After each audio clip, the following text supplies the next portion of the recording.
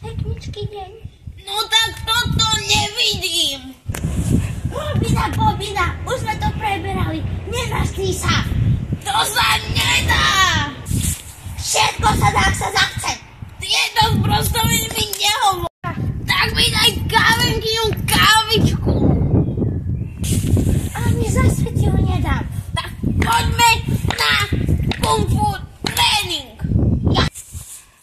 Nie, idem do kaviarne. Nie, idem ako kadernička. Tak kam ideme? Na kung fu tréning. K mojim vnúčencom!